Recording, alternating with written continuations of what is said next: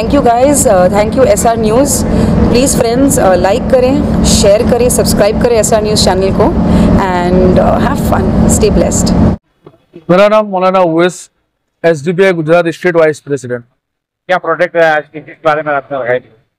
आज हम दो चीज़ों को लेकर, एक तो वक़्फ़ को लेकर के ये प्ले कार्ड लेकर के हम खड़े हुए हमारा एहतजाज दर्ज कर रहे हैं, और दूसरा फिलिस्तीन को लेकर के जो वहाँ पर बमबारी हो रही है, तो सीज फायर का उल्लंघन हो रहा है और लोगों को वहाँ पर जो तकलीफ हो रही है, उसके लिए हमारे भारत देश को भी इसमें अहम रोल अदा करना चाहिए। हमेशा मजलूमों की आवाज़ बनता आया है भारत, तो इस मर्तबा भी भारत को एक क्लियर स्टैंड के साथ अपना क्लियर करना चाहिए, और हम क्या हेल्प कर सकते हैं एज अ भारत, वो करना चाहिए भारत गवर्नमेंट को।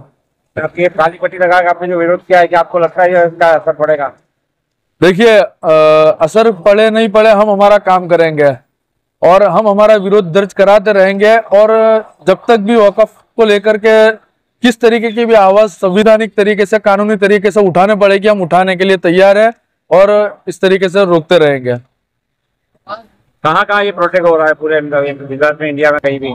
पूरे इंडिया के अंदर आज प्रोटेस्ट हो रहेगा, और गुजरात में भी, अहमदाबाद में भी, हर जगह भी हो रहेगा। किसकी तरफ से ऐलान दिया गया? ये पट्टी को लेकर के मुस्लिम पर्सनल लॉ बोर्ड की तरफ से एक ऐलान किया गया था, और इस तरीके से प्ले कार्ड लेकर के SDPI पूरे मुल्क में डेमोन्स्ट्रेशन कर रही है। आपको लगता है कौम जागरूक है इसके बारे में?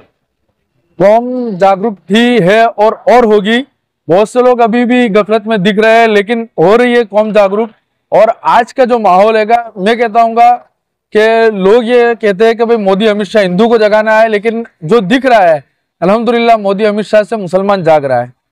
कौम को क्या कहना चाहोगे, संदेश क्या देना चाहोगे? कौम को हम यही कहना चाहेंगे कि देखिए, कभी भी किस तरीके का भी जुल्म होता है किसी के भी खिलाफ, सिर्फ मुसलमानों के खिलाफ नहीं, किसी भी इंसानियत के ऊपर किसी भी तरीके का जुल्म होता है, तो वहां पर अपनी आवाज उठानी है, अपनी आवाज को बुलंद करना है। डेमोक्रेटिक वजह से अपने आवाज बुलंद करने में कभी भी पीछे नहीं हटना है। जिंदा है तो जिंदा होने का सबूत देना है, मुर्दा होकर के जिस खाने पीने जैसा एक जिंदा नहीं रहना है।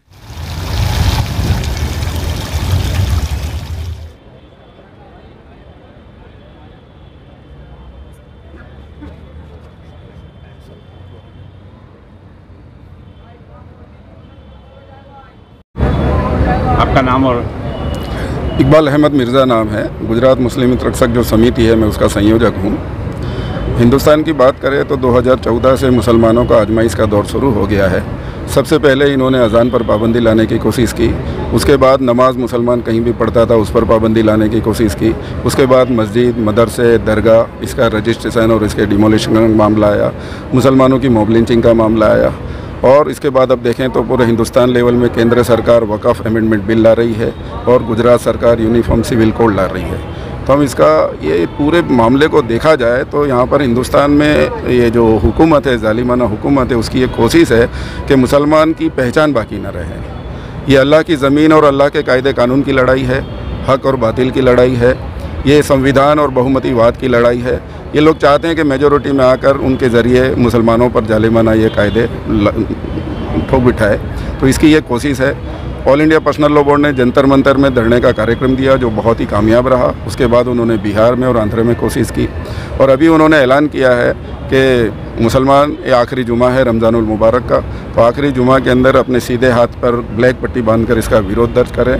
गुजरात के मुसलमान वक़्फ़ अमेंडमेंट बिल और ये जो कायदा है UCC दोनों का विरोध करते हैं। हम QR कोड के जरिए इनफरादी तौर पे हमारी राय भेजेंगे हुकूमत को, और इसके अलावा इज्तिमाई तौर पर भी हम UCC जो कमेटी है उसके सामने गुजरात मुस्लिम हित रक्षक समिति जाएगी और अपनी बातों को वहाँ पर रखेगी।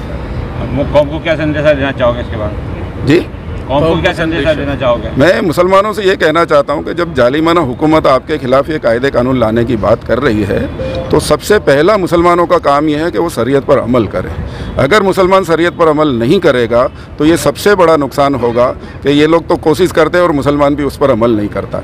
अगर मान लो UCC आ भी जाता है और मुसलमान अपनी शरीयत पर डट कर अमल करता है, तो मैं समझता हूँ कितनी भी बड़ी आंधी आ जाए मुसलमान को कोई फ़र्क नहीं पड़ेगा।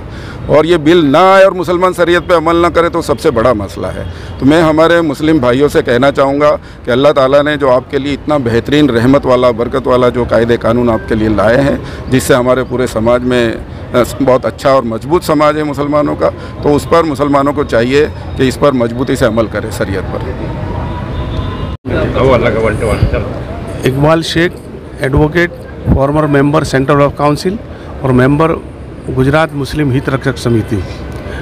आज पूरे हिंदुस्तान में All India Muslim Personal Law Board ने यह ऐलान किया था कि मुसलमान जुमे की नमाज, जुम्मतुल विदा की जो नमाज है, वो अपने सीधे हाथ पर काली पट्टी बांधकर अपना विरोध दर्ज करवाए। ये विरोध जो है वो जो हिंदुस्तान में वक्फ बिल, जो वक्फ अमेंडमेंट बिल आने वाला है, उसके खिलाफ ये विरोध है।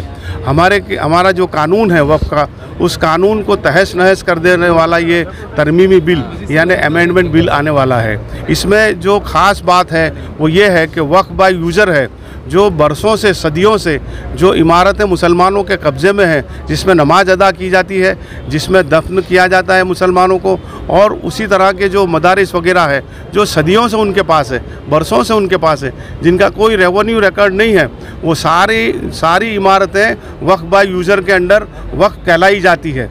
उस वक्फ बाय यूज़र को ख़त्म कर देने वाली बात इस अमेंडमेंट बिल में लाने वाली बात है।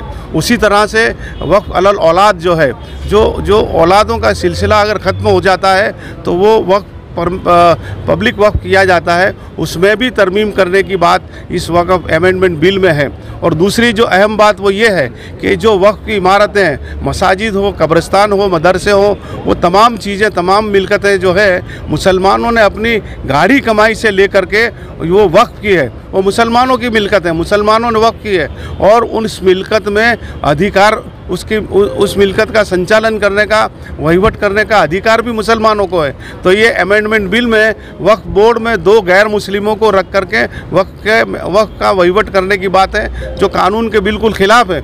हमारी मिलकत का वहीवट करने का अधिकार हमारा ही होना चाहिए। इस तरह के जो कानून में फेरफार करने वाली बात है, ये वक्फ के कानून को नष्ट करने वाली बात है। और वक्फ की जो मिलकतें हैं सरकार ले लेना चाहती है, उस पर कब्जा करना चाहती है इस अमेंडमेंट बिल के ज़रिए से। हम इसे बर्दाश्त नहीं करते, इसकी मुखालिफत करते हैं। पूरे मुल्क ने मुखालिफत की है, हम भी मुखालिफत करते हैं, और आइंदा भी ज़रूरत पड़ेगी तो हम सड़कों पर भी आकर के पीसफुल तरीके से इसका मुखालिफत करेंगे।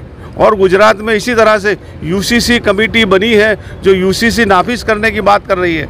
जो यूसीसी हमारे कुरान ने जो हमें कायदा बताया है, जो भी कानून हमें कुरान ने दिए, वो तमाम को नष्ट करने वाली बात है। हमारा निकाह हम कहाँ करेंगे, वो सूरह निसा में बताया गया है। वो नष्ट करके ये जो यूसीसी का कानून आने वाला है, वो कहेंगे वहाँ हमको निकाह करना होगा। और उसी तरीके से तलाक की बात है, तो तलाक हम लोग अपने कुरानिक तरीके से तलाक देते हैं, लेकिन ये कानून के तहत हमें कोर्ट में जाना पड़ेगा और बरसों तक तलाक मिलेगी नहीं, तो ये कानून हमें मंजूर नहीं है। और इस कानून के आने के बाद औरतों का इद्दत का मसला भी ख़त्म होता है। तो ये सारी बातें कुरान ने जो कहा है, हमारी हदीस ने जो कहा है, वो शरीयत ने जो कहा है, उसके तमाम बातों के ख़िलाफ़ है। और इसी तरह से हिंदुस्तान के आर्टिकल 25 ने हिंदुस्तान के हर शहरी को अपनी मर्ज़ी का मजहब पालने का, पोसने का और उसे फैलाने का अधिकार दिया है। और ये यूसीसी का कानून हमारे फंडामेंटल राइट जो है 25 के तहत उसे ख़त्म करने वाली बात है, जो आइन के भी खिलाफ है, संविधान के भी खिलाफ है। तो ये कानून शरीयत के खिलाफ है, ये कानून संविधान के खिलाफ है। हम इसे मंजूर नहीं करते हैं, इसका हम विरोध करते हैं। फिलहाल संभल में जो मस्जिद अपने मकानों पर नमाज पढ़ने पर मना किया गया, उसके बारे में क्या कहोगे? देखिए, पूरे मुल्क में आज इस तरह की बातें चलाई जाती है, नमाज पढ़ने पर पाबंदियां लगाई जाती है। संभल में संभल तो एक शहर है, पूरे मुल्क में ये चलाया जाता है। और बुलडोजर से गैर कानूनी तरीके से, असंवैधानिक तरीके से हमारी मसाजिदें, हमारे मदरसे, हमारे मकानात को तोड़ा जाता है। ये मुसलमानों पर एक जुल्म बर्पा किया जाता है। ये संभल नहीं, पूरे मुल्क में ये जिसे कहें कि ये कार्रवाई की जाती है, हम इसका विरोध करते हैं। हाय नमस्कार, मैं हूं अली असगर और आप देख रहे हैं SR news Gujarat. Please like, subscribe and share करो।